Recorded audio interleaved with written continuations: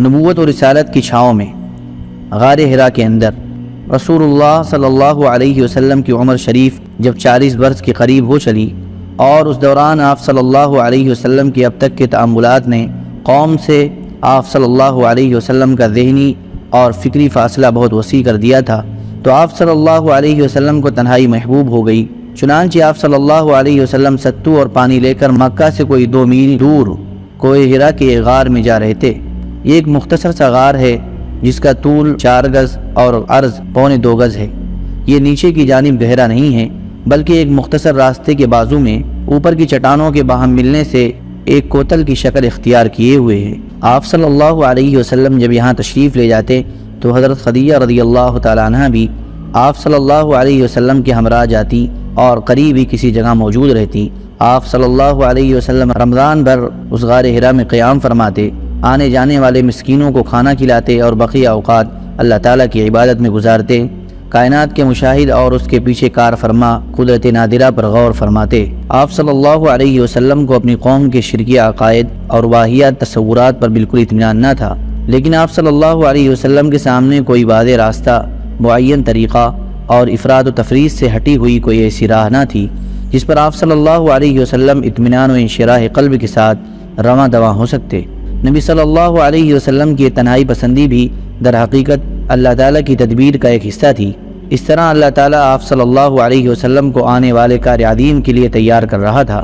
در حقیقت جس روح کے لیے بھی یہ مقدر ہو کہ وہ انسانی زندگی کے حقائق پر اثر انداز ہو کر ان کا رخ بدل ڈالے، اس کے لیے ضروری ہے کہ زمین کے مشاغل، زندگی کے شور اور لوگوں کے چھوٹے چھوٹے ہم و غم کی دنیا سے کٹ کر کچھ عرصے کے لیے الگ تھلگ اور خلوت نشیں رہے۔ ٹھیک اسی سنت کے مطابق جب اللہ تعالیٰ نے محمد صلی اللہ علیہ وسلم کو امانت کبریٰ کا بوجھ اٹھانے، روئے زمین کو بدلنے اور خط تاریخ کو موڑنے کے لیے تیار کرنا چاہا تو رسالت کی ذمہ داری عائد کرنے سے 3 سال پہلے آپ صلی اللہ علیہ وسلم کے لیے خلوت نشینی مقدر کر دی۔ آپ صلی اللہ علیہ وسلم اس خلوت میں 1 ماہ تک کائنات کی آزاد روح کے ساتھ ہم سفر رہتے اور اس وجود کے پیچھے چھپے ہوئے غیب کے اندر تدبر فرماتے تاکہ جب اللہ تعالیٰ کا اذن ہو تو اس غیب کے ساتھ تعامل کے لیے مستعد رہیں۔ جبرائیل علیہ السلام وحی لاتے ہیں۔ جب آپ صلی اللہ علیہ وسلم کی عمر 40 برس ہو گئی اور یہی سن کمال ہے اور کہا جاتا ہے کہ یہی پیغمبروں کی بعثت کی عمر ہے، تو زندگی کے افق کے پار سے آثار نبوت چمکنا اور جگمگانا شروع ہوئے۔ یہ آثار خواب تھے۔ آپ صلی اللہ علیہ وسلم جو بھی خواب دیکھتے وہ سپیدہ صبح کی طرح نمودار ہوتا۔ اس حالت پر 6 ماہ کا عرصہ گزر گیا جو مدت نبوت کا 40واں حصہ ہے اور کل مدت نبوت 23 برس ہے۔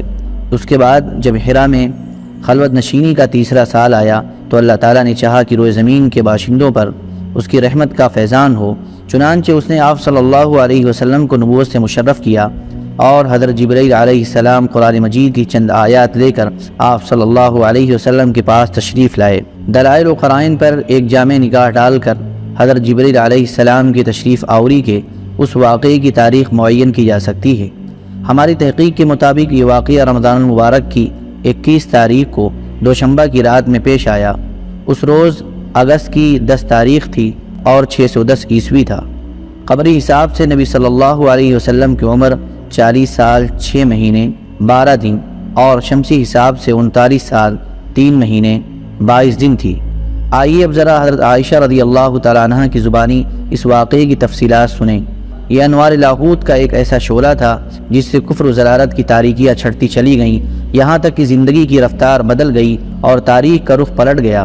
حضرت عائشہ رضی اللہ تعالیٰ عنہ فرماتی ہیں رسول اللہ صلی اللہ علیہ وسلم پر وحی کی ابتدا نیند میں اچھے خواب سے ہوئی۔ آپ صلی اللہ علیہ وسلم جو بھی خواب دیکھتے تھے وہ سپیدہ صبح کی طرح نمودار ہوتا تھا۔ پھر آپ صلی اللہ علیہ وسلم کو تنہائی محبوب ہو گئی، چنانچہ آپ غار حرا میں خلوت اختیار فرماتے اور کئی رات گھر تشریف لائے بغیر مصروف عبادت رہتے۔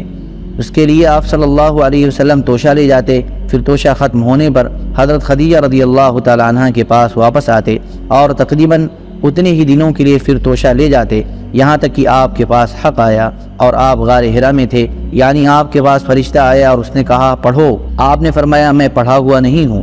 آپ فرماتے ہیں کہ اس پر اس نے مجھے پکڑ کر اس زور سے دبایا کہ میری قوت نچوڑ دی، پھر چھوڑ کر کہا پڑھو۔ میں نے کہا میں پڑھا ہوا نہیں ہوں۔ اس نے دوبارہ پکڑ کر دبوچا، پھر چھوڑ کر کہا پڑھو۔ میں نے کہا میں پڑھا ہوا نہیں ہوں۔ اس نے تیسری بار پکڑ کر دبوچا، پھر چھوڑ کر کہا اقرأ بسم ربک الذی خلق خلق الانسان من علق اقرأ وربک الاکرم۔ پڑھو اپنے رب کے نام سے جس نے پیدا کیا انسان کو لوتھڑے سے، پڑھو اور تمہارا رب نہایت کریم ہے۔ ان آیات کے ساتھ رسول اللہ صلی اللہ علیہ وسلم پلٹے۔ آپ صلی اللہ علیہ وسلم کا دل دھک دھک کر رہا تھا۔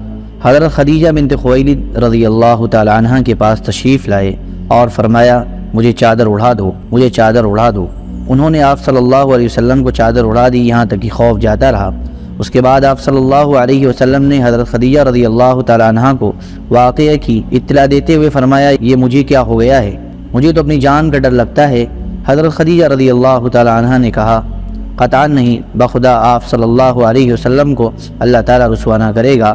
آپ صلی اللہ علیہ وسلم صلہ رحمی کرتے ہیں، درمادوں کا بوجھ اٹھاتے ہیں، تہی دستوں کا بندوبست کرتے ہیں، مہمان کی میزبانی کرتے ہیں اور حق کے مصائب پر اعانت کرتے ہیں۔ اس کے بعد حضرت خدیجہ رضی اللہ تعالیٰ عنہ آپ کو اپنے چچیرے بھائی ورقہ بن نوفل بن اسد بن عبد العزہ کے پاس لے گئیں۔ ورقہ دور جاہلیت میں عیسائی ہو گئے تھے اور عبرانی میں لکھنا جانتے تھے، چنانچہ عبرانی زبان میں حسب توفیق الہی انجیل لکھتے تھے۔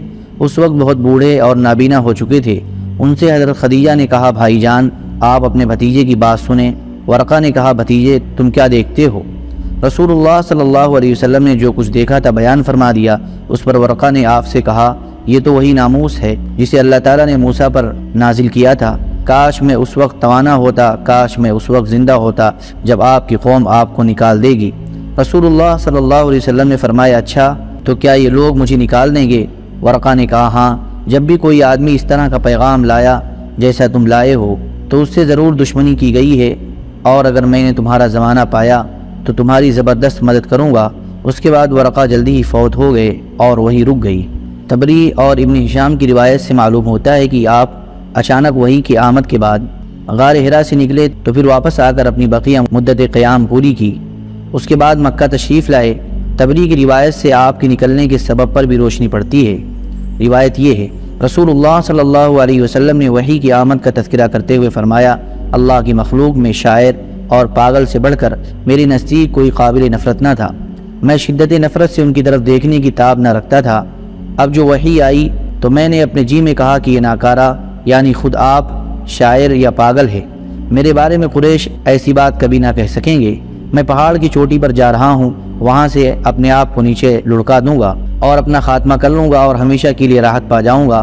آپ صلی اللہ علیہ وسلم فرماتے ہیں کہ میں یہی سوچ کر نکلا، جب بیچ پہاڑ پر پہنچا تو آسمان سے ایک آواز سنائی دی اے محمد تم اللہ کے رسول ہو اور میں جبرائیل ہوں۔ آپ کہتے ہیں کہ میں نے آسمان کی طرف اپنا سر اٹھایا تو دیکھا تو جبرائیل ایک آدمی کی شکل میں افق کے اندر پاؤں جمائے کھڑے ہیں اور کہہ رہے ہیں اے محمد تم اللہ کے رسول ہو اور میں جبرائیل ہوں۔ آپ صلی اللہ علیہ وسلم فرماتے ہیں کہ میں وہیں ٹھہر کر جبرائیل کو دیکھنے لگا اور اس شغل نے میرے ارادے سے غافل کر دیا۔ اب میں نہ آگے جا رہا تھا نہ پیچھے، البتہ اپنا چہرہ آسمان کے افق میں گھما رہا تھا اور اس کے جس گوشے پر بھی میری نظر پڑتی تھی جبرائیل اسی طرح دکھائی دیتے تھے۔ میں مسلسل کھڑا رہا، نہ آگے بڑھ رہا تھا نہ پیچھے، یہاں تک کہ خدیجہ رضی اللہ تعالی عنہا نے میری تلاش میں اپنے قاصد بھیجے اور وہ مکہ تک جا کر پلٹ آئے، لیکن میں اپنی جگہ کھڑا رہا۔ پھر جبرائیل چلے گئے اور میں بھی اپنے اہل خانہ کی طرف پلٹ آیا اور خدیجہ رضی اللہ تعالی عنہ کے پاس پہنچ کر ان کی ران کے پاس انہی پر ٹیک لگا کر بیٹھ گیا۔ انہوں نے کہا ابو القاسم آپ کہاں تھے؟ بخدا میں نے آپ کی تلاش میں آدمی بھیجے اور وہ مکہ تک جا کر واپس آ گئے۔ اس کے جواب میں نے جو کچھ دیکھا تھا انہیں بتا دیا۔ انہوں نے کہا چچا کے بیٹے آپ خوش ہو جائیے اور آپ ثابت قدم رہیے، اس ذات کی قسم جس کے قبضے میں میری جان ہے میں امید کرتی ہوں کہ آپ اس امت کے نبی ہوں گے۔ اس کے بعد وہ ورقہ بن نوفل کے پاس گئیں، انہیں ماجرہ سنایا۔ انہوں نے کہا قدوس قدوس، اس ذات کی قسم جس کے ہاتھ میں ورقہ کی جان ہے، ان کے پاس وہی ناموس اکبر آیا ہے جو موسیٰ علیہ السلام کے پاس آیا کرتا تھا، یہ اس امت کے نبی ہیں، ان سے کہو ثابت قدم رہیں۔ اس کے بعد حضرت خدیجہ رضی اللہ تعالی عنہ نے واپس آ کر آپ کو ورقہ کی بات سنائی۔ پھر جب رسول اللہ صلی اللہ علیہ وسلم نے حرا میں اپنا قیام پورا کر لیا اور مکہ تشریف لائے تو آپ صلی اللہ علیہ وسلم سے ورقہ نے ملاقات کی اور آپ کی زبانی تفصیلات سن کر کہا، اس ذات کی قسم جس کے قبضے میں میری جان ہے، آپ اس امت کے نبی ہیں، آپ کے پاس وہی ناموس اکبر آیا ہے جو موسیٰ علیہ السلام کے پاس آیا تھا۔ وحی کی بندش رہی یہ بات کہ وحی کتنے دنوں تک بند رہی، تو اس سلسلے میں ابن سعد نے ابن عباس رضی اللہ تعالیٰ عنہ سے ایک روایت نقل کی ہے، جس کا مفہوم یہ ہے کہ یہ بندش چند دنوں کے لیے تھی، اور سارے پہلوؤں پر نظر ڈالنے کے بعد یہی بات راجح بلکہ یقینی معلوم ہوتی ہے۔ اور یہ جو مشہور ہے کہ وحی کی بندش 3 سال یا 2.5 سال تک رہی، تو یہ قطعاً صحیح نہیں، البتہ یہاں دلائل پر بحث کی گنجائش نہیں۔ وحی کی اس بندش کے عرصے میں رسول اللہ صلی اللہ علیہ وسلم حزین و غمگین رہے، اور آپ پر حیرت و استعجاب طاری رہا۔ چنانچہ صحیح بخاری کتاب التعبیر کی روایت ہے کہ وحی بند ہو گئی، جس سے رسول اللہ صلی اللہ علیہ وسلم اس قدر غمگین ہوئے کہ کئی بار بلند بالا پہاڑ کی چوٹیوں پر تشریف لے گئے کہ وہاں سے لڑھک جائیں، لیکن جب کسی پہاڑ کی چوٹی پر پہنچتے کہ اپنے آپ کو لڑھکا لیں تو حضرت جبرائیل علیہ السلام نمودار ہوتے اور فرماتے، اے محمد صلی اللہ علیہ وسلم، آپ اللہ کے رسول برحق ہیں، اور اس کی وجہ سے آپ کا اضطراب تھم جاتا، نفس کو قرار آ جاتا اور آپ واپس آ جاتے۔ پھر جب آپ صلی اللہ علیہ وسلم پر وحی کی بندش طول پکڑ جاتی تو پھر آپ اسی جیسے کام کے لیے نکلتے، لیکن جب پہاڑ کی چوٹی پر پہنچتے تو حضرت جبرائیل علیہ السلام نمودار ہو کر پھر وہی بات دہراتے۔ جبرائیل علیہ السلام دوبارہ وحی لاتے ہیں۔ حافظ ابن حجر رحمۃ اللہ علیہ فرماتے ہیں، یہ یعنی وحی کی چند روزہ بندش اس لیے تھی تاکہ آپ صلی اللہ علیہ وسلم پر جو خوف طاری ہو گیا تھا وہ رخصت ہو جائے اور دوبارہ وحی کی آمد کا شوق و انتظار پیدا ہو جائے۔ چنانچہ جب حیرت کے سائے سکڑ گئے، حقیقت کے نقوش پختہ ہو گئے اور نبی صلی اللہ علیہ وسلم کو یقینی طور پر معلوم ہو گیا کہ آپ خدائے بزرگ و برتر کے نبی ہو چکے ہیں، اور آپ کے پاس جو شخص آیا تھا وہ وحی کا سفیر اور آسمانی خبر کا ناقل ہے، اور اس طرح وحی کے لیے آپ کا شوق و انتظار اس بات کا ضامن ہو گیا کہ آئندہ وحی کی آمد پر آپ صلی اللہ علیہ وسلم ثابت قدم رہیں گے اور اس بوجھ کو اٹھا لیں گے۔ تو حضرت جبرائیل علیہ السلام دوبارہ تشریف لائے۔ صحیح بخاری میں حضرت جابر بن عبداللہ رضی اللہ تعالیٰ عنہ سے مروی ہے کہ انہوں نے رسول اللہ صلی اللہ علیہ وسلم کی زبانی بندش وحی کا واقعہ سنا۔ آپ فرما رہے تھے، میں چلا جا رہا تھا کہ مجھے اچانک آسمان سے ایک آواز سنائی دی، میں نے آسمان کی طرف نگاہ اٹھائی تو کیا دیکھتا ہوں کہ وہی فرشتہ ہے جو میرے پاس حرا میں آیا تھا، آسمان و زمین کے درمیان ایک کرسی پر بیٹھا ہے۔ میں اس سے خوف زدہ ہو کر زمین کی طرف جا جھکا، پھر میں نے اپنے اہل خانہ کے پاس آ کر کہا، مجھے چادر اڑا دو، مجھے چادر اڑا دو۔ انہوں نے مجھے چادر اڑا دی۔ اس کے بعد اللہ تعالیٰ نے یا ایھا المدثر والرجز فہجر تک نازل فرمائی۔ پھر نزول وحی میں گرمی آ گئی اور وہ پیاپے نازل ہونے لگی۔ وحی کی اقسام۔ اب ہم سلسلے بیان سے ذرا ہٹ کر یعنی رسالت نبوت کی حیات مبارکہ کی تفصیلات شروع کرنے سے پہلے وحی کی اقسام ذکر کرنا چاہتے ہیں، کیونکہ یہ رسالت کا مصدر اور دعوت کی کمک ہے۔ علامہ ابن قیم رحمہ اللہ نے وحی کے حسب ذیل مراتب ذکر کیے ہیں۔ نمبر 1، سچا خواب، اسی سے نبی صلی اللہ علیہ وسلم کے پاس وحی کی ابتدا ہوئی۔ نمبر 2، فرشتہ آپ کو دکھلائی دیے بغیر آپ کے دل میں بات ڈال دیتا تھا۔ مثلا نبی صلی اللہ علیہ وسلم کا ارشاد ہے، ان روح القدس نفث فی روعی انہ لن تموت نفس حتی تستکمل رزقها فاتقوا اللہ واجملوا فی الطلب ولا يحملنكم استبطاء الرزق على أن تطلبوه بمعصية الله فإنما عند الله لا ينال إلا بطاعته۔ روح القدس نے میرے دل میں یہ بات پھونکی کہ کوئی نفس نہیں مر سکتا یہاں تک کہ اپنے رزق کو پورا حاصل کر لے، بس اللہ سے ڈرو اور طلب میں اچھائی اختیار کرو، اور رزق کی تاخیر تمہیں اس بات پر آمادہ نہ کرے کہ تم اسے اللہ کی معصیت کے ذریعے تلاش کرو، کیونکہ اللہ کے پاس جو کچھ ہے وہ اس کی اطاعت کے بغیر حاصل نہیں کیا جا سکتا۔ نمبر 3، فرشتہ نبی صلی اللہ علیہ وسلم کے لیے آدمی کی شکل اختیار کر کے آپ کو مخاطب کرتا، پھر جو کچھ وہ کہتا اسے آپ یاد کر لیتے۔ اس صورت میں کبھی کبھی صحابہ بھی فرشتے کو دیکھتے تھے۔ نمبر 4، آپ صلی اللہ علیہ وسلم کے پاس وہی گھنٹی کے ٹنٹنانے کی طرح آتی تھی۔ وحی کی یہ سب سے سخت صورت تھی۔ اس صورت میں فرشتہ آپ سے ملتا تھا اور وحی آتی تھی تو سخت جاڑے کے زمانے میں بھی آپ صلی اللہ علیہ وسلم کی پیشانی سے پسینہ پھوٹ پڑتا تھا، اور آپ اونٹنی پر سوار ہوتے تو زمین پر بیٹھ جاتی۔ ایک بار اس طرح وحی آئی کہ آپ صلی اللہ علیہ وسلم کی ران حضرت زید بن ثابت رضی اللہ تعالیٰ عنہ کی ران پر تھی، تو ان پر اس قدر گرا بار ہوئی کہ معلوم ہوتا تھا کہ ران کچل جائے گی۔ نمبر 5، آپ صلی اللہ علیہ وسلم فرشتے کو اس کی اصلی اور پیدائشی شکل میں دیکھتے تھے اور اسی حالت میں وہ اللہ تعالیٰ کی حسب مشیت آپ کی طرف وحی کرتا تھا۔ یہ صورت آپ صلی اللہ علیہ وسلم کے ساتھ 2 مرتبہ پیش آئی، جس کا ذکر اللہ تعالیٰ نے سورۃ النجم میں فرمایا ہے۔ نمبر 6، وہ وحی جو آپ صلی اللہ علیہ وسلم پر معراج کی رات نماز کی فرضیت وغیرہ کے سلسلے میں اللہ تعالیٰ نے اس وقت فرمائی جب آپ صلی اللہ علیہ وسلم آسمانوں کے اوپر تھے۔ نمبر 7، فرشتے کے واسطے کے بغیر اللہ تعالیٰ کی آپ سے حجاب میں رہ کر براہ راست گفتگو، جیسے اللہ تعالیٰ نے موسیٰ علیہ السلام سے گفتگو فرمائی تھی۔ وحی کی یہ صورت موسیٰ علیہ السلام کے لیے نص قرآنی سے قطعی طور پر ثابت ہے، لیکن نبی صلی اللہ علیہ وسلم کے لیے اس کا ثبوت قرآن کی بجائے معراج کی حدیث میں ہے۔ بعض لوگوں نے ایک 8ویں شکل کا بھی اضافہ کیا ہے، یعنی اللہ تعالیٰ روح در روح بغیر حجاب کی گفتگو کرے، لیکن یہ ایسی صورت ہے جس کے بارے میں سلف سے لے کر خلف تک اختلاف چلا آیا ہے۔ تبلیغ کا حکم اور اس کے مضمرات۔ سورۃ المدثر کی ابتدائی آیات یا ایھا المدثر سے وَلِرَبِّكَ فَاصْبِرْ تک میں نبی صلی اللہ علیہ وسلم کو کئی حکم دیے گئے ہیں جو بظاہر تو بہت مختصر اور سادہ ہیں، لیکن حقیقتاً بڑے دور رس مقاصد پر مشتمل ہیں اور حقائق پر ان کے گہرے اثرات مرتب ہوتے ہیں۔ چنانچہ نمبر 1، انذار کی آخری منزل یہ ہے کہ عالم وجود میں اللہ کی مرضی کے خلاف جو بھی چل رہا ہو اسے اس کے پرخطر انجام سے آگاہ کر دیا جائے، اور وہ بھی اس طرح کہ عذاب الہی کے خوف سے اس کے دل و دماغ میں ہلچل اور اتھل پتھل مچ جائے۔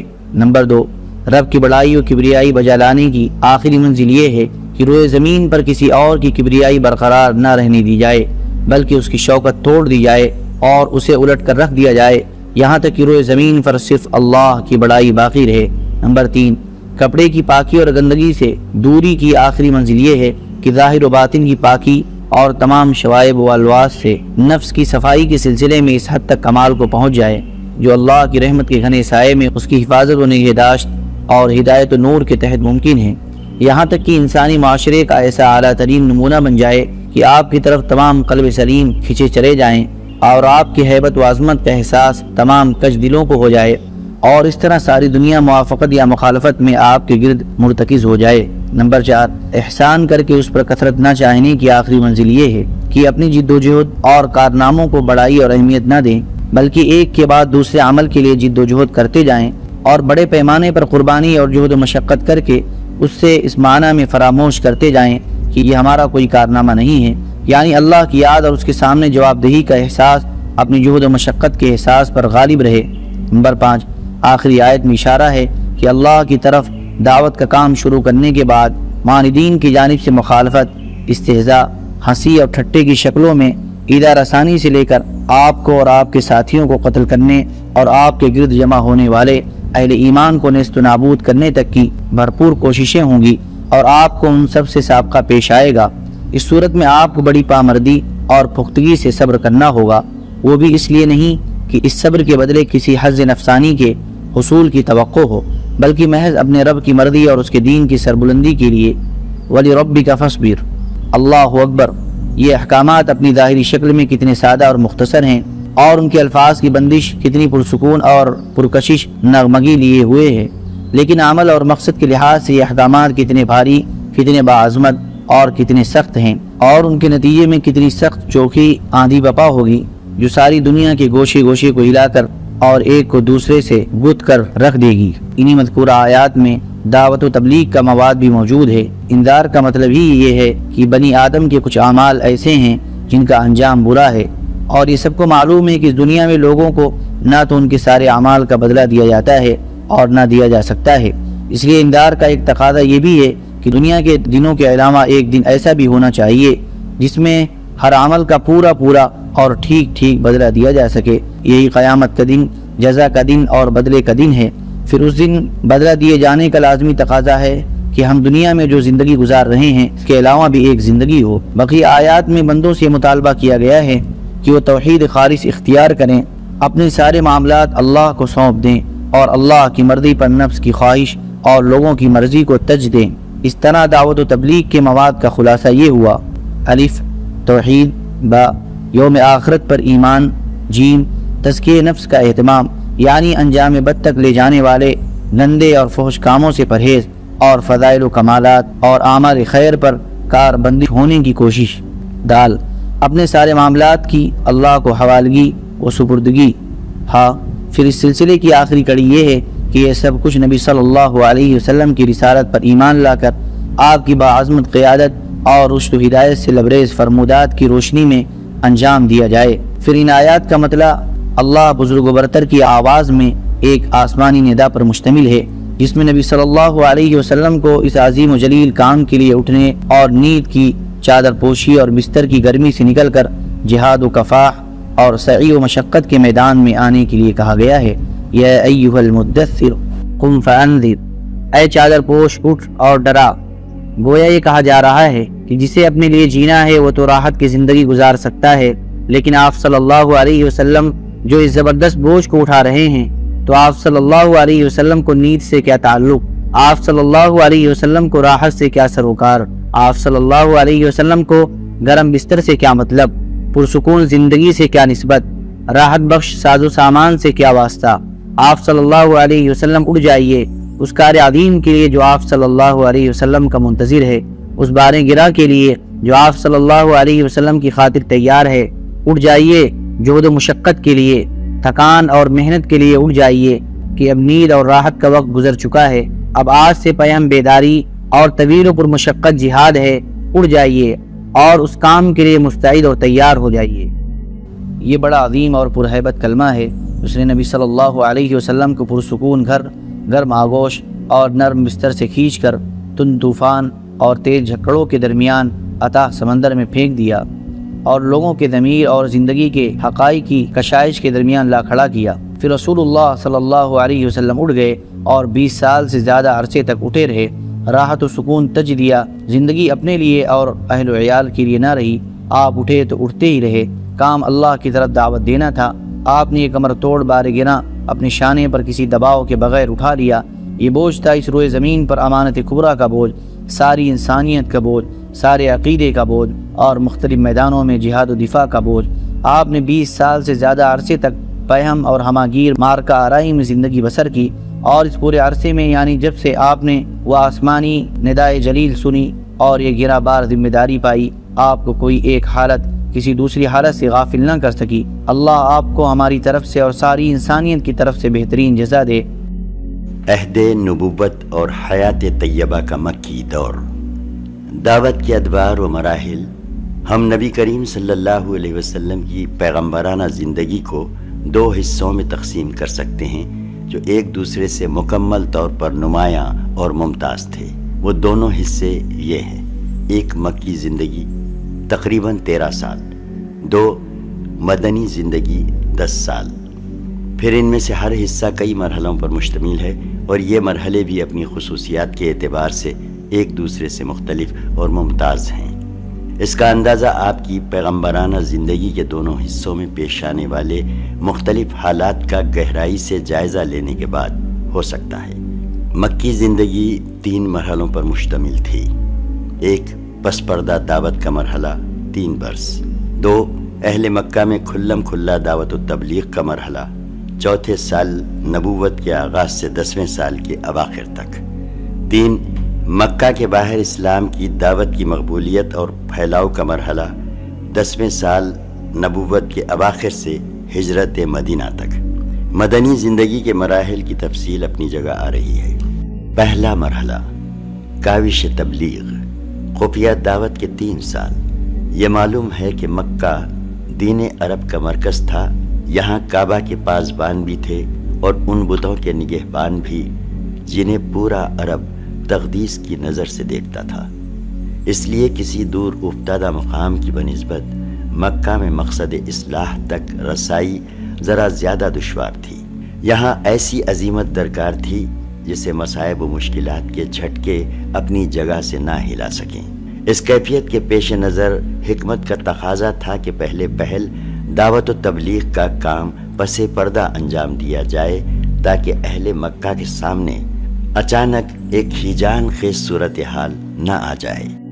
اولین راہربان اسلام، یہ بالکل فطری بات تھی کہ رسول اللہ صلی اللہ علیہ وسلم سب سے پہلے ان لوگوں پر اسلام پیش کرتے جن سے آپ صلی اللہ علیہ وسلم کا سب سے گہرا ربط و تعلق تھا، یعنی اپنے گھر کے لوگوں اور دوستوں پر۔ چنانچہ آپ صلی اللہ علیہ وسلم نے سب سے پہلے انہیں دعوت دی۔ اس طرح آپ صلی اللہ علیہ وسلم نے ابتدا میں اپنی جان پہچان کے اور ان لوگوں کو حق کی طرف بلایا جن کے چہروں پر آپ بھلائی کے آثار دیکھ چکے تھے اور یہ جان چکے تھے کہ وہ حق اور خیر کو پسند کرتے ہیں، آپ کے صدق و صلاح سے واقف ہیں۔ پھر آپ نے جنہیں اسلام کی دعوت دی ان میں سے ایک ایسی جماعت نے جسے کبھی بھی رسول اللہ صلی اللہ علیہ وسلم کی عظمت، جلالت نفس اور سچائی پر شبہ نہ گزرا تھا، آپ کی دعوت قبول کر لی۔ یہ اسلامی تاریخ میں سابقین اولین کے وصف سے مشہور ہیں۔ ان میں سر فہرست آپ کی بیوی ام المومنین حضرت خدیجہ رضی اللہ عنہا بنت خویلد، آپ صلی اللہ علیہ وسلم کے آزاد کردہ غلام حضرت زید بن ثابت بن شرجیل کلبی، آپ کے چچیرے بھائی حضرت علی بن ابی طالب جو ابھی آپ صلی اللہ علیہ وسلم کے زیر کفایت بچے تھے، اور آپ صلی اللہ علیہ وسلم کے یار غار حضرت ابو بکر صدیق رضی اللہ عنہم اجمعین ہیں۔ یہ سب کے سب پہلے ہی دن مسلمان ہو گئے تھے۔ اس کے بعد ابو بکر رضی اللہ عنہ اسلام کی تبلیغ میں سرگرم ہو گئے۔ وہ بڑے ہردل عزیز، نرم خو، پسندیدہ خصال کے حامل، با اخلاق اور دریا دل تھے۔ ان کے پاس ان کی مربت، دور اندیشی، تجارت اور حسن صحبت کی وجہ سے لوگوں کی آمد و رفت لگی رہتی تھی۔ چنانچہ انہوں نے اپنے پاس آنے جانے والوں اور اٹھنے بیٹھنے والوں میں سے جس کو قابل اعتماد پایا اسے اب اسلام کی دعوت دینی شروع کر دی۔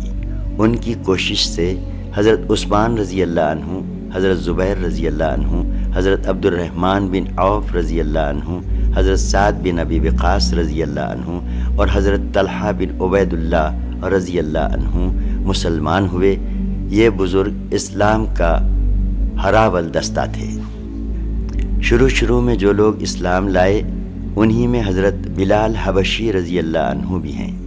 ان کے بعد امین امت حضرت ابو عبیدہ رضی اللہ عنہ، عامر بن جراح رضی اللہ عنہ، ابو سلمہ بن عبد الاسد ارقم بن ابی الارقم، عثمان بن مظعون اور ان کے دونوں بھائی قدامہ اور عبداللہ، اور عبید بن حارث بن مطلب بن عبد مناف، سعید بن زید اور ان کی بیوی یعنی حضرت عمر رضی اللہ عنہ کی بہن فاطمہ بنت خطاب، اور قباب بن ارت، عبداللہ بن مسعود رضی اللہ عنہ اور دوسرے کئی افراد مسلمان ہوئے۔ یہ لوگ مجموعی طور پر قریش کی تمام شاخوں سے تعلق رکھتے تھے۔ ابن ہشام نے ان کی تعداد 40 سے زیادہ بتائی ہے۔ دیکھیے جلد 1 صفحہ 245 تا 262۔ لیکن ان میں سے بعض کو سابقین اولین میں شمار کرنا محل نظر ہے۔ ابن اسحاق کا بیان ہے کہ اس کے بعد مرد اور عورتیں اسلام میں جماعت در جماعت داخل ہوئے، یہاں تک کہ مکہ میں اسلام کا ذکر پھیل گیا اور لوگوں میں اس کا چرچا ہو گیا۔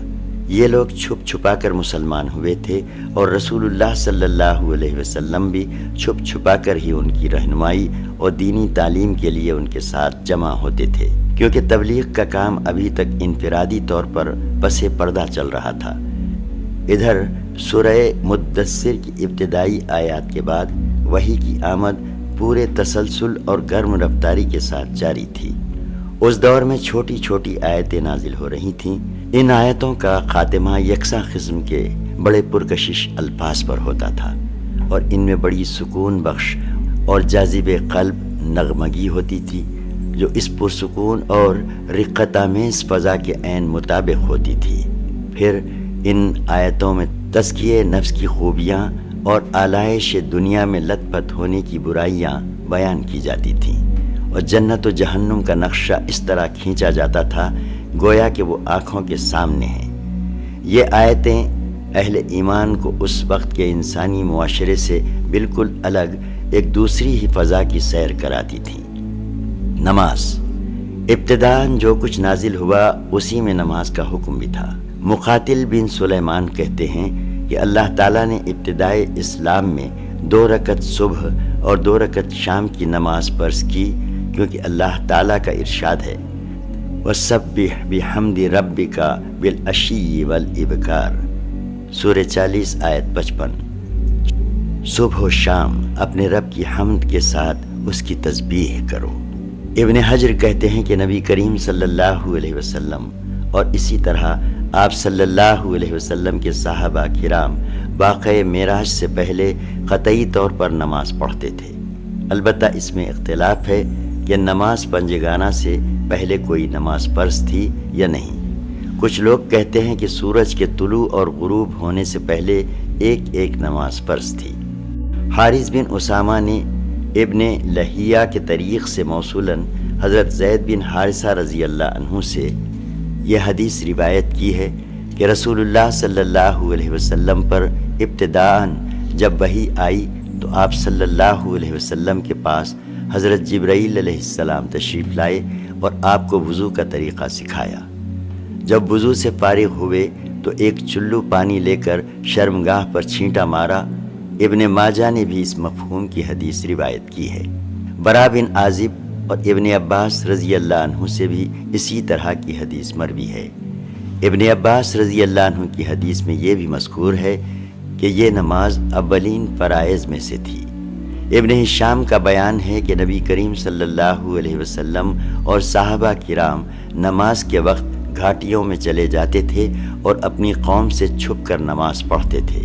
ایک بار ابو طالب نے نبی کریم صلی اللہ علیہ وسلم اور حضرت علی کو نماز پڑھتے دیکھ لیا، پوچھا اور حقیقت معلوم ہوئی تو کہا کہ اس پر برقرار رہیں۔ قریش کو اجمالی خبر۔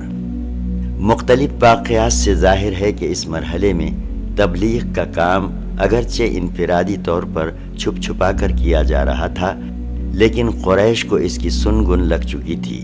البتہ انہوں نے اسے قابل توجہ نہ سمجھا۔ محمد غزالی لکھتے ہیں کہ یہ خبریں قریش کو پہنچ چکی تھیں، لیکن قریش نے انہیں کوئی اہمیت نہ دی۔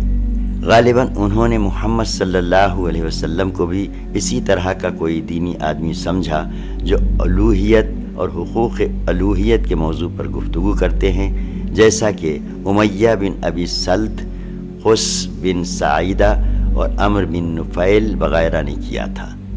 البتہ قریش نے آپ کی خبر کے پھیلاؤ اور اثر کے بڑھاؤ سے کچھ اندیشے ضرور محسوس کیے تھے، اور ان کی نگاہیں رفتار زمانہ کے ساتھ آپ کے انجام اور آپ کی تبلیغ پر رہنے لگی تھیں۔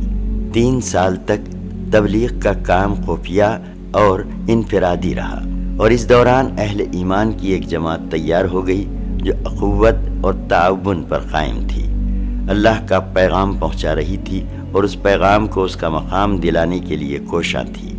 اس کے بعد وحی الہی نازل ہوئی اور رسول اللہ صلی اللہ علیہ وسلم کو مکلف کیا گیا کہ اپنی قوم کو کھلم کھلا دین کی دعوت دیں، ان کے باطل سے ٹکرائیں اور ان کی بتوں کی حقیقت واشگاف کریں۔ دوسرا مرحلہ، کھلی تبلیغ، اظہار دعوت کا پہلا حکم۔ اس بارے میں سب سے پہلے اللہ تعالیٰ کا یہ قول نازل ہوا، وَأَنذِرْ عَشِيرَتَكَ الْأَقْرَبِينَ، سورہ 26 آیت 214۔ آپ صلی اللہ علیہ وسلم اپنے نزدیک ترین قرابت داروں کو عذاب الہی سے ڈرائیے۔ یہ سورہ شورى کی آیت ہے، اور اس سورے میں سب سے پہلے حضرت موسیٰ علیہ السلام کا واقعہ بیان کیا گیا ہے، یعنی یہ بتایا گیا ہے کہ کس طرح حضرت موسیٰ علیہ السلام کی نبوت کا آغاز ہوا، پھر آخر میں انہوں نے بنی اسرائیل سمیت ہجرت کر کے فرعون اور قوم فرعون سے نجات پائی، اور فرعون و آل فرعون کو غرق کیا گیا۔ بلفظ دیگر یہ تذکرہ ان تمام مراحل پر مشتمل ہے جس سے حضرت موسیٰ علیہ السلام فرعون اور قوم فرعون کو اللہ کے دین کی دعوت دیتے ہوئے گزرے تھے۔ میرا خیال ہے کہ جب رسول اللہ صلی اللہ علیہ وسلم کو اپنی قوم کے اندر کھل کر تبلیغ کرنے کا حکم دیا گیا تو اس موقع پر حضرت موسیٰ علیہ السلام کے واقعے کی یہ تفصیل اس لیے بیان کر دی گئی تاکہ کھلم کھلا دعوت دینے کے بعد جس طرح کی تکذیب اور ظلم و زیادتی سے سابقہ پیش آنے والا تھا، اس کا ایک نمونہ آپ صلی اللہ علیہ وسلم اور صحابہ کرام رضی اللہ عنہم کے سامنے موجود رہے۔ دوسری طرف اس سورے میں پیغمبروں کو جھٹلانے والی اقوام مثلاً فرعون اور قوم فرعون کے علاوہ قوم نوح، عاد، سمود، قوم ابراہیم، قوم لوط اور اصحاب الایکا کے انجام کا بھی ذکر ہے۔ اس کا مقصد غالباً یہ ہے کہ جو لوگ آپ کو جھٹلائیں انہیں معلوم ہو جائے کہ تکذیب پر اصرار کی صورت میں ان کا انجام کیا ہونے والا ہے، اور وہ اللہ تعالیٰ کی طرف سے کس قسم کے مواخذے سے دوچار ہوں گے۔ نیز اہل ایمان کو معلوم ہو جائے کہ اچھا انجام انہی کا ہوگا، جھٹلانے والوں کا نہیں۔ قرابت داروں میں تبلیغ۔ بہرحال اس آیت کے نزول کے بعد نبی کریم صلی اللہ علیہ وسلم نے پہلا کام یہ کیا کہ بنی ہاشم کو جمع کیا، ان کے ساتھ بنی مطلب بن عبد مناف کی بھی ایک جماعت تھی، کل 45 آدمی تھے۔ لیکن ابو لہب نے بات لپک لی اور بولا، دیکھو یہ تمہارے چچا اور چچیرے بھائی ہیں، بات کرو لیکن نادانی چھوڑ دو، اور یہ سمجھ لو کہ تمہارا خاندان سارے عرب سے مقابلے کی تاب نہیں رکھتا، اور میں سب سے زیادہ حقدار ہوں کہ تمہیں پکڑ لوں، بس تمہارے لیے تمہارے باپ کا خانوادہ ہی کافی ہے، اور اگر تم اپنی بات پر قائم رہے تو یہ بہت آسان ہوگا کہ قریش کے سارے قبائل تم پر ٹوٹ پڑیں اور بقیہ عرب بھی ان کی امداد کریں، پھر میں نہیں جانتا کہ کوئی شخص اپنے باپ کے خانوادے کے لیے تم سے بڑھ کر شر اور تباہی کا باعث ہوگا۔ اس پر نبی کریم صلی اللہ علیہ وسلم نے خاموشی اختیار کر لی، اس مجلس میں کوئی گفتگو نہ کی۔ اس کے بعد آپ صلی اللہ علیہ وسلم نے انہیں دوبارہ جمع کیا اور ارشاد فرمایا، ساری حمد اللہ کے لیے ہے، میں اس کی حمد کرتا ہوں اور اس سے مدد چاہتا ہوں، اس پر ایمان رکھتا ہوں، اسی پر بھروسہ رکھتا ہوں، اسی پر بھروسہ کرتا ہوں، اور یہ گواہی دیتا ہوں کہ اللہ کے سوا کوئی لائق عبادت نہیں، وہ تنہا ہے، اس کا کوئی شریک نہیں۔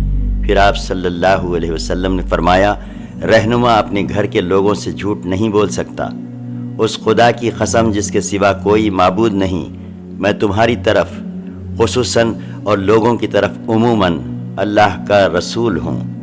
بخدا تم لوگ اسی طرح موت سے دوچار ہوگے جیسے سو جاتے ہو، اور اسی طرح اٹھائے جاؤ گے جیسے سو کر جاگتے ہو، پھر جو کچھ تم کرتے ہو اس کا تم سے حساب لیا جائے گا، اس کے بعد یا تو ہمیشہ کے لیے جنت ہے یا ہمیشہ کے لیے جہنم۔ اس پر ابو طالب نے کہا، نہ پوچھو ہمیں تمہاری معاونت کس قدر پسند ہے، تمہاری نصیحت کس قدر قابل قبول ہے، اور ہم تمہاری بات کس قدر سچی جانتے مانتے ہیں، اور یہ تمہارے والد کا خانوادہ جمع ہے اور میں بھی ان کا ایک فرد ہوں۔ فرق اتنا ہے کہ میں تمہاری پسند کی تکمیل کے لیے ان سب سے پیش ہوں، لہٰذا تمہیں جس بات کا حکم ہوا ہے اسے انجام دو۔ بخدا میں تمہاری مسلسل حفاظت و اعانت کرتا رہوں گا، البتہ میری طبیعت عبد المطلب کا دین چھوڑنے پر راضی نہیں۔ ابو لہب نے کہا، یہ خدا کی قسم برائی ہے، آپ کے ہاتھ دوسروں سے پہلے تم لوگ خود ہی پکڑ لو۔ اس پر ابو طالب نے کہا، خدا کی قسم جب تک جان میں جان ہے ہم ان کی حفاظت کرتے رہیں گے۔ کوہ صفا پر جب نبی کریم صلی اللہ علیہ وسلم نے اچھی طرح اطمینان کر لیا کہ اللہ کے دین کی تبلیغ کے دوران ابو طالب ان کی حمایت کریں گے، تو ایک روز آپ صلی اللہ علیہ وسلم نے کوہ صفا پر چڑھ کر یہ آواز لگائی، یا صباحا، ہائے صبح۔ یہ پکار سن کر قریش کے قبائل آپ صلی اللہ علیہ وسلم کے پاس جمع ہو گئے۔ آپ صلی اللہ علیہ وسلم نے انہیں خدا کی توحید، اپنی رسالت اور یوم آخرت پر ایمان لانے کی دعوت دی۔ اس واقعے کا ایک ٹکڑا صحیح بخاری میں ابن عباس رضی اللہ عنہ سے اس طرح مروی ہے، وَأَنذِرْ عَشِيرَتَكَ الْأَقْرَبِينَ نازل ہوئی تو نبی کریم صلی اللہ علیہ وسلم نے کوہ صفا پر چڑھ کر بطون قریش کو آواز لگانی شروع کی، اے بنی فہر، اے بنی عدی، یہاں تک کہ سب کے سب اکٹھا ہو گئے، حتیٰ کہ اگر کوئی آدمی خود نہ جا سکتا تھا تو اپنا قاصد بھیج دیتا تھا کہ دیکھے معاملہ کیا ہے۔ غرض قریش آ گئے، ابو لہب بھی آ گیا۔ اس کے بعد آپ صلی اللہ علیہ وسلم نے فرمایا، تم لوگ یہ بتاؤ، اگر میں یہ خبر دوں کہ ادھر وادی میں شاہ سواروں کی ایک جماعت ہے جو تم پر چھاپا مارنا چاہتی ہے، تو کیا تم مجھے سچا مانو گے؟ لوگوں نے کہا، ہاں، ہم نے آپ پر سچ ہی کا تجربہ کیا ہے۔ آپ صلی اللہ علیہ وسلم نے فرمایا، اچھا، تو میں تمہیں ایک سخت عذاب سے پہلے خبردار کرنے کے لیے بھیجا گیا ہوں۔ اس پر ابو لہب نے کہا، تو سارے دن غارت ہو، تو نے ہمیں اسی لیے جمع کیا تھا۔ اس پر سورہ تبت یدا ابی لہب نازل ہوئی، ابو لہب کے دونوں ہاتھ غارت ہوں اور وہ خود غارت ہو۔ اس واقعے کا ایک اور ٹکڑا امام مسلم نے اپنی صحیح میں ابو ہریرہ رضی اللہ عنہ سے روایت کیا ہے۔ وہ کہتے ہیں کہ جب آیت وَأَنذِرْ عَشِيرَتَكَ الْأَقْرَبِينَ نازل ہوئی تو رسول اللہ صلی اللہ علیہ وسلم نے پکار لگائی۔ یہ پکار عام بھی تھی اور خاص بھی۔ آپ صلی اللہ علیہ وسلم نے کہا، اے جماعت قریش، اپنے آپ کو جہنم سے بچاؤ۔ اے بنی کعب، اپنے آپ کو جہنم سے بچاؤ۔ اے محمد کی بیٹی فاطمہ، اپنے آپ کو جہنم سے بچا، کیونکہ میں تم لوگوں کو اللہ کی گرفت سے بچانے کا کچھ بھی اختیار نہیں رکھتا۔ البتہ تم لوگوں سے نسب و قرابت کے تعلقات ہیں جسے میں اس کی طریق کے مطابق تر کروں گا۔ یہ بانگ درا غایت تبلیغ تھی۔ رسول اللہ صلی اللہ علیہ وسلم نے اپنے قریب ترین لوگوں پر واضح کر دیا تھا کہ اب اس رسالت کی تصدیق ہی پر تعلقات موقوف ہیں، اور جس نسلی اور قبائلی عصبیت پر عرب قائم ہیں وہ اس خدائی انذار کی حرارت میں پگھل کر ختم ہو چکی ہے۔ حق کا واشگاف اعلان اور مشرکین کا رد عمل۔ اس آواز کی گونج مکہ کے اطراف سنائی دے ہی رہی تھی کہ اللہ تعالیٰ کا ایک اور حکم نازل ہوا، فَاسْدَعْ بِمَا تُؤْمَرُ وَأَعْرِضْ عَنِ الْمُشْرِكِينَ، سورہ 15 آیت 94۔ آپ کو جو حکم ملا ہے اسے کھول کر بیان کر دیجئے اور مشرکین سے رخ پھیر لیجئے۔ اس کے بعد رسول اللہ صلی اللہ علیہ وسلم نے شرک کے خرافات اور اباطیل کا پردہ چاک کرنا اور بتوں کی حقیقت اور قدر و قیمت کو واشگاف کرنا شروع کر دیا۔ آپ مثالیں دے دے کر سمجھاتے کہ یہ کس قدر عاجز و ناکارہ ہیں، اور دلائل سے واضح فرماتے کہ جو شخص انہیں پوچھتا ہے اور ان کو اپنے اور اللہ کے درمیان وسیلہ بناتا ہے وہ کس قدر کھلی ہوئی گمراہی میں ہے۔ مکہ ایک ایسی آواز سن کر جس میں مشرکین اور بت پرستوں کو گمراہ کہا گیا تھا، احساس غضب سے پھٹ پڑا اور شدت استغراب و استنکار سے موج مارنے لگا۔ گویا بجلی کا کڑکا تھا جس نے پرسکون فضا کو ہلا کر رکھ دیا تھا۔ اسی لیے قریش اس اچانک پھٹ پڑنے والے انقلاب کی جڑ کاٹنے کے لیے اٹھ کھڑے ہوئے کہ اس پر پشتینی رسم و رواج کا سفایا ہوا چاہتا تھا۔ قریش اٹھ پڑے کیونکہ وہ جانتے تھے کہ غیر اللہ کی الوہیت کے انکار اور رسالت و آخرت پر ایمان لانے کا مطلب یہ ہے کہ اپنے آپ کو مکمل طور پر اس رسالت کے حوالے کر دیا جائے اور اس کی بے چوں و چرا اطاعت کی جائے، یعنی اس طرح کہ دوسرے تو درکنار خود اپنی جان اور اپنے مال تک کے بارے میں کوئی اختیار نہ رہے۔ اور اس کے معنی یہ تھے کہ مکہ والوں کو دینی رنگ میں اہل عرب پر جو بڑائی اور سرداری حاصل تھی اس کا سفایا ہو جائے گا، اور اللہ اور اس کے رسول کی مرضی کے مقابل میں انہیں اپنی مرضی پر عمل پیرا ہونے کا اختیار نہ رہے گا۔ یعنی نچلے طبقے پر انہوں نے جو مظالم روا رکھے تھے اور صبح و شام جن برائیوں میں لت پت رہتے تھے ان سے دستکش ہوتے ہی بنے گی۔ قریش اس مطلب کو اچھی طرح سمجھ رہے تھے، اس لیے ان کی طبیعت اس رسوا کن پوزیشن کو قبول کرنے کے لیے تیار نہ تھی، لیکن کسی شرف اور خیر کے پیش نظر نہیں، بل یرید الانسان لیبجر امامہ، سورہ 75 آیت 5، بلکہ اس لیے کہ انسان چاہتا ہے کہ آئندہ بھی برائی کرتا رہے۔ قریش یہ سب کچھ سمجھ رہے تھے، لیکن مشکل یہ آن پڑی تھی کہ ان کے سامنے ایک ایسا شخص تھا جو صادق و امین تھا، انسانی اقدار اور مکارم اخلاق کا اعلیٰ نمونہ تھا، اور ایک طویل عرصے سے انہوں نے اپنے آباء و اجداد کی تاریخ میں اس کی نظیر نہ دیکھی اور نہ سنی تھی۔ آخر اس کے بالمقابل کریں تو کیا کریں؟ قریش حیران تھے اور انہیں واقعی حیران ہونا چاہیے تھا۔ کافی غور و خوض کے بعد ایک راستہ سمجھ میں آیا کہ آپ کے چچا ابو طالب کے پاس جائیں اور مطالبہ کریں کہ وہ آپ صلی اللہ علیہ وسلم کو آپ کے کام سے روک دیں۔ پھر انہوں نے اس مطالبے کو حقیقت و واقعیت کا جامہ پہنانے کے لیے یہ دلیل تیار کی کہ ان کے معبودوں کو چھوڑنے کی دعوت دینا اور یہ کہنا کہ یہ معبود نفع و نقصان پہنچانے یا اور کچھ کرنے کی طاقت نہیں رکھتے، در حقیقت ان معبودوں کی سخت توہین اور بہت بری گالی ہے۔ اور یہ ہمارے ان آباء و اجداد کو احمق اور گمراہ قرار دینے کے بھی ہم معنی ہیں جو اسی دین پر گزر چکے ہیں۔ قریش کو یہ راستہ سمجھ میں آیا اور انہوں نے تیز رفتاری سے اس پر قدم ڈال دیے۔ قریش کا وفد ابو طالب کی خدمت میں۔ ابن اسحاق کہتے ہیں کہ اشراف قریش سے چند آدمی ابو لہب کے پاس گئے اور بولے، اے ابو طالب، آپ کے بھتیجے نے ہمارے خداؤں کو برا بھلا کہا ہے، ہمارے دین کی عیب چینی کی ہے، ہماری عقلوں کو حماقت زدہ کہا ہے اور ہمارے باپ دادا کو گمراہ قرار دیا ہے، لہٰذا یا تو آپ انہیں اس سے روک دیں یا ہمارے اور ان کے درمیان سے ہٹ جائیں، کیونکہ آپ بھی ہماری ہی طرح ان سے مختلف دین پر ہیں، ہم ان کے معاملے میں آپ کے لیے بھی کافی رہیں گے۔ اس کے جواب میں ابو طالب نے نرم بات کہی اور روادارانہ لب و لہجہ اختیار کیا۔ چنانچہ وہ واپس چلے گئے اور رسول اللہ صلی اللہ علیہ وسلم اپنے سابقہ طریقے پر رواں دواں رہتے ہوئے اللہ کا دین پھیلانے اور اس کی تبلیغ کرنے میں مصروف رہے۔ حجاج کو روکنے کے لیے مجلس شورا۔ انہی دنوں قریش کے سامنے ایک اور مشکل آن کھڑی ہوئی، یعنی ابھی کھلم کھلا تبلیغ پر چند ہی مہینے گزرے تھے کہ موسم حج قریب آ گیا۔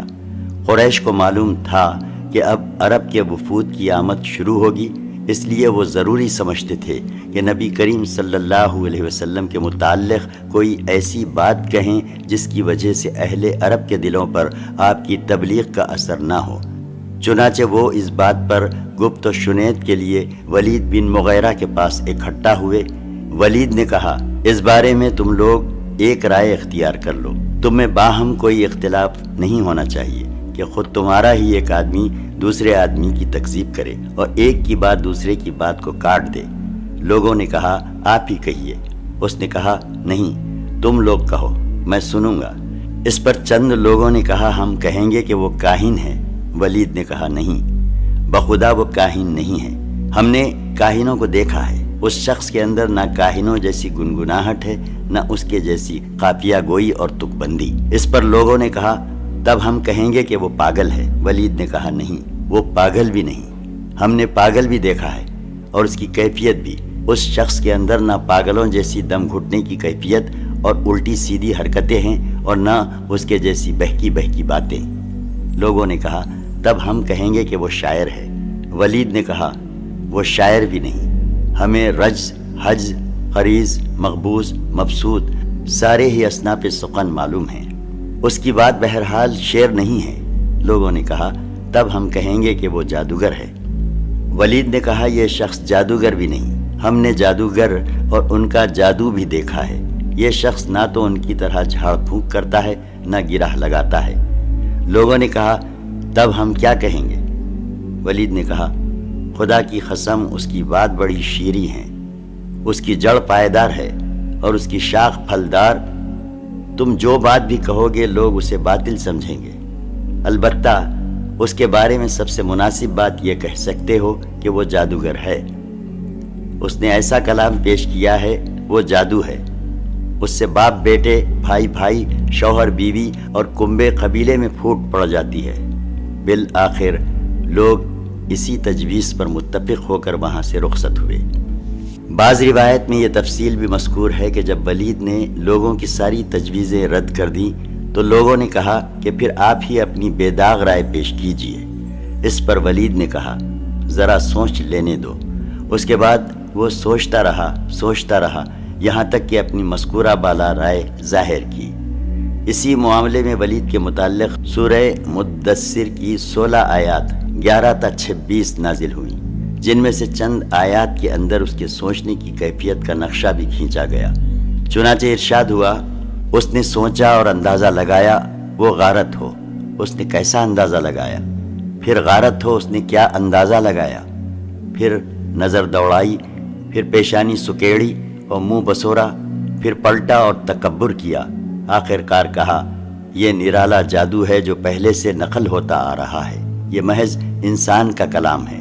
بہرحال یہ قرارداد طے پا چکی تو اسے جامع عمل پہنانے کی کارروائی شروع ہوئی۔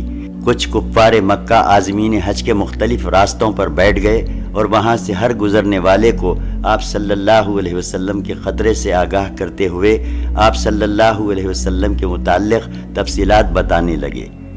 اس کام میں سب سے زیادہ پیش ابو لہب تھا۔ وہ حج کے ایام میں لوگوں کے ڈیروں اور اوکاز، مجنہ اور ذوالمجاز کے بازاروں میں آپ صلی اللہ علیہ وسلم کے پیچھے پیچھے لگا رہتا۔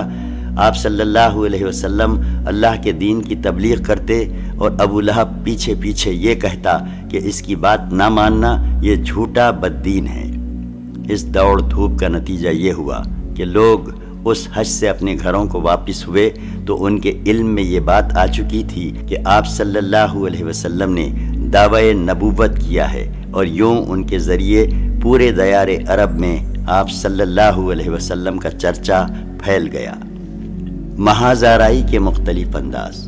جب قریش نے دیکھا کہ محمد صلی اللہ علیہ وسلم کو تبلیغ دین سے روکنے کی حکمت کارگر نہیں ہو رہی ہے تو ایک بار پھر انہوں نے غور و خوض کیا اور آپ کی دعوت کا خلاخمہ کرنے کے لیے مختلف طریقے اختیار کیے، جن کا خلاصہ یہ ہے: 1. ہنسی، ٹھٹا، تحقیر، استہزاء اور تکذیب۔ اس کا مقصد یہ تھا کہ مسلمانوں کو بددل کر کے ان کے حوصلے توڑ دیے جائیں۔ اس کے لیے مشرکین نے نبی کریم صلی اللہ علیہ وسلم کو ناروا تہمتوں اور بیہودہ گالیوں کا نشانہ بنایا۔ چنانچہ وہ کبھی آپ کو پاگل کہتے، جیسا کہ ارشاد ہے سورہ 15 آیت 6 میں، ان کفار نے کہا کہ اے وہ شخص جس پر قرآن نازل ہوا تو یقیناً پاگل ہے۔ اور کبھی آپ صلی اللہ علیہ وسلم پر جادوگر اور جھوٹے ہونے کا الزام لگاتے۔ چنانچہ ارشاد ہے سورہ 38 آیت 4 میں، انہیں حیرت ہے کہ خود انہی میں سے ایک ڈرانے والا آیا اور کافرین کہتے ہیں کہ یہ جادوگر ہے، جھوٹا ہے۔ یہ کفار آپ کے آگے پیچھے پرغضب، منتقمانہ نگاہوں اور بھڑکتے ہوئے جذبات کے ساتھ چلتے تھے۔ ارشاد ہے پارہ 68 آیت 51۔ اور جب کفار اس قرآن کو سنتے ہیں تو آپ کو ایسی نگاہوں سے دیکھتے ہیں کہ گویا آپ کے قدم اکھاڑ دیں گے اور کہتے ہیں کہ یہ یقیناً پاگل ہے۔ اور جب آپ کسی جگہ تشریف فرما ہوتے اور آپ صلی اللہ علیہ وسلم کے ارد گرد کمزور اور مظلوم صحابہ کرام رضی اللہ عنہم موجود ہوتے تو انہیں دیکھ کر مشرکین استہزاء کرتے ہوئے کہتے۔ پارہ 6 آیت 53۔ اچھا، یہی حضرات ہیں جن پر اللہ نے ہمارے درمیان سے احسان فرمایا ہے۔ جواباً اللہ کا ارشاد ہے پارہ 6 آیت 53 میں، کیا اللہ شکر گزاروں کو سب سے زیادہ نہیں جانتا؟ عام طور پر مشرکین کی کیفیت وہی تھی جس کا نقشہ ذیل کی آیات میں کھینچا گیا ہے۔ پارہ 83 آیات 29 تا 33۔ جو مجرم تھے وہ ایمان لانے والوں کا مذاق اڑاتے تھے، اور جب ان کے پاس سے گزرتے تو آنکھیں مارتے تھے، اور جب اپنے گھروں کو پلٹتے تو لطف اندوز ہوتے ہوئے پلٹتے تھے، اور جب انہیں دیکھتے تو کہتے کہ یہی گمراہ ہیں، حالانکہ وہ ان پر نگران بنا کر نہیں بھیجے گئے تھے۔ 2. محاذ آرائی کی دوسری صورت۔ آپ کی تعلیمات کو مسخ کرنا، شکوک و شبہات پیدا کرنا، جھوٹا پروپیگنڈا کرنا، تعلیمات سے لے کر شخصیت تک کو واہیات اعتراضوں کا نشانہ بنانا، اور یہ سب اس کثرت سے کرنا کہ عوام کو آپ کی دعوت و تبلیغ پر غور کرنے کا موقع ہی نہ مل سکے۔ چنانچہ یہ مشرکین قرآن کے متعلق کہتے تھے سورہ 25 آیت 5 میں، یہ پہلوں کے افسانے ہیں جنہیں آپ نے لکھوا لیا ہے، اب یہ آپ پر صبح و شام تلاوت کیے جاتے ہیں۔ سورہ 25 آیت 4، یہ محض جھوٹ ہے جسے اس نے گھڑ لیا ہے، اور کچھ دوسرے لوگوں نے اس پر اس کی اعانت کی ہے۔ مشرکین یہ بھی کہتے تھے سورہ 16 آیت 103، یہ قرآن تو آپ کو ایک انسان سکھاتا ہے۔ رسول اللہ صلی اللہ علیہ وسلم پر ان کا اعتراض یہ تھا، سورہ 25 آیت 7، یہ کیسا رسول ہے کہ کھانا کھاتا ہے اور بازاروں میں چلتا پھرتا ہے۔ قرآن شریف کے بہت سے مقامات پر مشرکین کا رد بھی کیا گیا ہے، کہیں اعتراض نقل کر کے اور کہیں نقل کے بغیر۔ 3. محاذ آرائی کی تیسری صورت۔ پہلوں کے واقعات اور افسانوں سے قرآن کا مقابلہ کرنا اور لوگوں کو اسی میں الجھائے اور پھنسائے رکھنا۔ چنانچہ نضر بن حارث کا واقعہ ہے کہ اس نے ایک بار قریش سے کہا، قریش کے لوگوں، خدا کی قسم تم پر ایسی افتاد آن پڑی ہے کہ تم لوگ اب تک اس کا کوئی توڑ نہیں لا سکے۔ محمد صلی اللہ علیہ وسلم تم میں جوان تھے تو تمہارے سب سے پسندیدہ آدمی تھے، سب سے زیادہ سچے اور سب سے بڑھ کر امانت دار تھے۔ اب جب کہ ان کی کن پٹیوں پر سفیدی دکھائی پڑنے کو ہے، یعنی ادھیڑ ہو چلے ہیں، اور وہ تمہارے پاس کچھ باتیں لے کر آئے ہیں تو تم کہتے ہو کہ وہ جادوگر ہیں۔ نہیں، بخدا وہ جادوگر نہیں۔ ہم نے جادوگر دیکھے ہیں، ان کی جھاڑ پھونک اور گرہ بندی بھی دیکھی ہے، اور تم لوگ کہتے ہو کہ وہ کاہن ہیں۔ نہیں، بخدا وہ کاہن بھی نہیں۔ ہم نے کاہن بھی دیکھے ہیں، ان کی الٹی سیدھی حرکتیں بھی دیکھی ہیں اور ان کی فقرہ بندیاں بھی سنی ہیں۔ تم لوگ کہتے ہو وہ شاعر ہیں۔ نہیں، بخدا وہ شاعر بھی نہیں۔ ہم نے شعر بھی دیکھا ہے اور اس کے سارے اصناف، حجز، رجز وغیرہ سنے ہیں۔ تم لوگ کہتے ہو وہ پاگل ہیں۔ نہیں، بخدا وہ پاگل بھی نہیں۔ ہم نے پاگل پن بھی دیکھا ہے۔ یہاں نہ اس طرح کی گھٹن ہے، نہ ویسی بہکی بہکی باتیں، اور نہ ان کے جیسی الٹی سیدھی حرکتیں۔ قریش کے لوگوں، سوچو، خدا کی قسم تم پر زبردست ابتاد آن پڑی ہے۔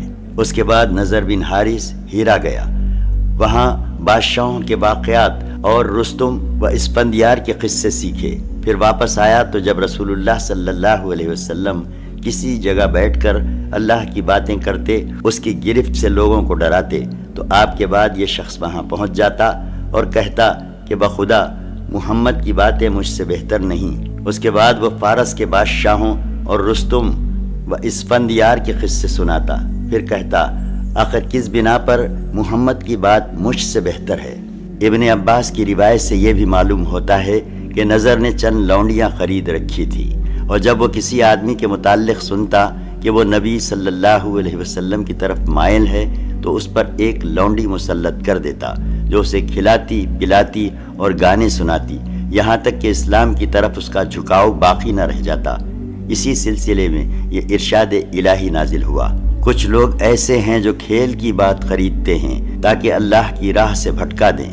4 محاذ آرائی کی چوتھی صورت، سودے بازیاں جن کے ذریعے مشرکین کی یہ کوشش تھی کہ اسلام اور جاہلیت دونوں بیچ راستے میں ایک دوسرے سے جا ملیں، یعنی کچھ لو اور کچھ دو کے اصول پر اپنی بعض باتیں مشرکین چھوڑ دیں اور بعض باتیں نبی کریم صلی اللہ علیہ وسلم چھوڑ دیں۔ قرآن پاک میں اسی کے متعلق ارشاد ہے، سورہ 68 آیت 9، وہ چاہتے ہیں کہ آپ ڈھیلے پڑ جائیں تو وہ بھی ڈھیلے پڑ جائیں۔ چنانچہ ابن جریر اور طبرانی کی ایک روایت ہے کہ مشرکین نے رسول اللہ صلی اللہ علیہ وسلم کو یہ تجویز پیش کی کہ 1 سال آپ ان کے معبودوں کی پوجا کیا کریں اور 1 سال وہ آپ کے رب کی عبادت کیا کریں گے۔ عبد بن حمید کی ایک روایت اس طرح ہے کہ مشرکین نے کہا اگر آپ ہمارے معبودوں کو قبول کر لیں تو ہم بھی آپ کے خدا کی عبادت کریں گے۔ ابن اسحاق کا بیان ہے کہ رسول اللہ صلی اللہ علیہ وسلم خانہ کعبہ کا طواف کر رہے تھے۔ اسود بن مطلب بن اسد بن عبد العزا، ولید بن مغیرہ، امیہ بن خلف اور عاص بن وائل سہمی آپ کے سامنے آئے۔ یہ سب اپنی قوم کے بڑے لوگ تھے۔ بولے اے محمد، آؤ، جسے تم پوجتے ہو اسے ہم بھی پوجیں، اور جسے ہم پوجتے ہیں تم بھی اسے پوجو، اس طرح ہم اور تم اس کام میں مشترک ہو جائیں۔ اب اگر تمہارا معبود ہمارے معبود سے بہتر ہے تو ہم اس سے اپنا حصہ حاصل کر چکے ہوں گے، اور اگر ہمارا معبود تمہارے معبود سے بہتر ہو تو تم اس سے اپنا حصہ حاصل کر چکے ہوگے۔ اس پر اللہ تعالیٰ نے پوری سورت قل یا ایھا الکافرون نازل فرمائی، جس پر اعلان کیا گیا کہ جسے تم لوگ پوچھتے ہو اسے میں نہیں پوچھ سکتا، اور اس فیصلہ کن جواب کے ذریعے ان کی مضحکہ خیز گفت و شنید کی جڑ کاٹ دی گئی۔ روایتوں میں اختلاف غالباً اس لیے ہے کہ اس سودے بازی کی کوشش بار بار کی گئی۔